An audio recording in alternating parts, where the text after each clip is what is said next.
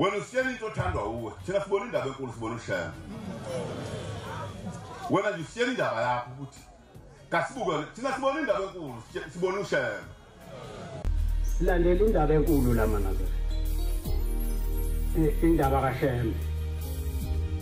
Uma uyixoxa ngathi uxoxa insumane lo. Umuntu ngifuna wathi umnazarete wakhe ube mhlophe ngize indaba enkulu kuthiwa kubuye khona ezulwini ngifike nganikwa indaba enkulu. Hawu indaba enkulu ko. Konje ingaba enkulu ingabusazekela.